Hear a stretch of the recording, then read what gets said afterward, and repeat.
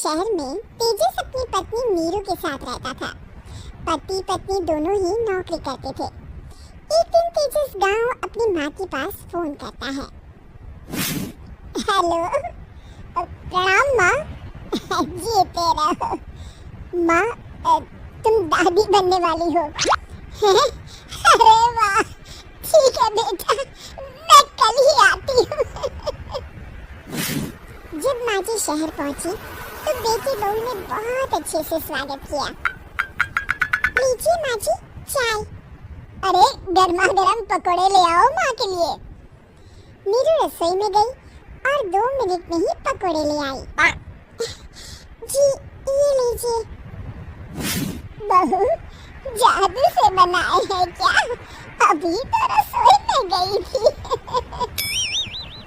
Yummy. माँ जी, शीला रसोई में पकोड़े तल रही है, मैं बस लेकर आई। हे भगवान, मेरा धर्म भ्रष्ट कर दिया तूने। अब तो गंगा जल से शुद्धिकरण करना होगा।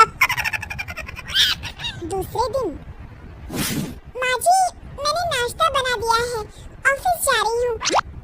पर अभी तो घर का सारा काम पड़ा है। शीला आती ही होगी, झाड़ू पोछा बर्तन कपड़े वो सब कर लेगी। हमारे जमाने में घर का सारा काम हम ही करते थे। जी माँ जी, आप बहुत होशियार हैं। मैं घर ऑफिस दोनों नहीं संभाल पाती। तो जरूरत क्या है घर से बाहर जाकर चाकरी करने की? वैसे भी घर का काम खुद करने से घर में बरकत आती है, समझी? पर माँ जी, पर कुछ नहीं, इस महीने की पगार मिले फिर ऑफिस बंद है। हाँ। रात को नीरू तेजस से कहती है, सुनिए जी, माँ जी बोल रही थी कि मैं नौकरी छोड़ दूं। वैसे ठीक ही तो है, अभी तुम्हें आराम की जरूरत है। फिर भी आराम कहाँ, शीला को छुड़ाने के लिए बोल रही थी। तो अब 24 घंटे में इतना काम तो कर ही सकती हो। पर जॉब पसंद है मुझे, घर पर मन नहीं लगेगा। अगले दिन जब दोनों ऑफिस के लिए निकल रहे थे, मेरी तो कोई कीमत ही नहीं है इस घर में। माँ जी, आजकल महंगाई बहुत है, रहन सहन भी बदल गया है। दोनों नौकरी करते हैं तभी ठीक रहता है। अच्छा, तू कहना क्या चाहती है?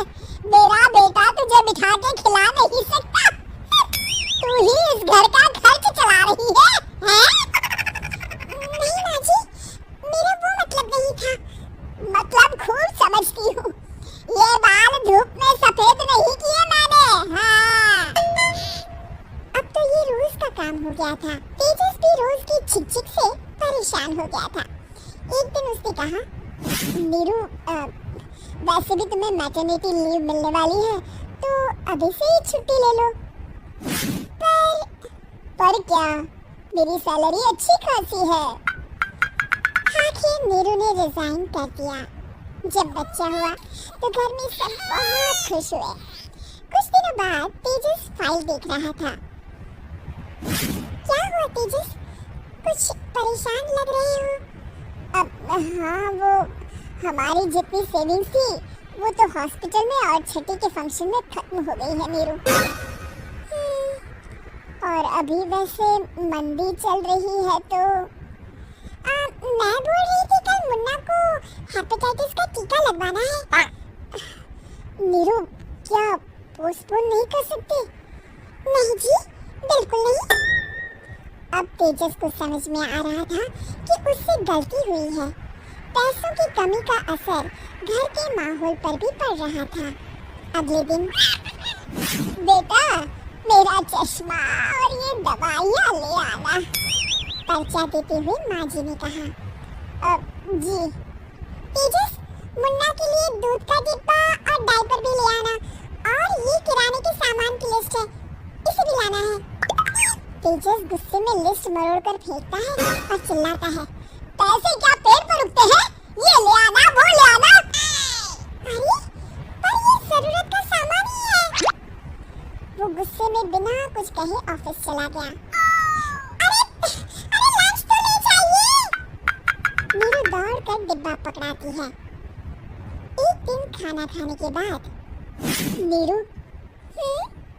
अब तो मुन्ना कुछ बड़ा हो गया, तो अब तुम वापस ज्वाइन कर लो ना जॉब। पर इस रिसेशन में जॉब मिलना बहुत मुश्किल है। ट्राई तो करो। फिर मुन्ना, माँ जी है ना, और एक फुल टाइम मेड भी लगा लेंगे। पर माँ जी, उन्हें तो पसंद नहीं। तभी माँ जी वहाँ आ जाती है और प्यार से नीरू के सर पर हाथ फेरते हुए बोलती है, अब मेरी समझ में आ गया बहू, पहले के और अब के समय में अंतर है। तुम काम शुरू करो, मुन्ना की जिम्मेदारी मेरी।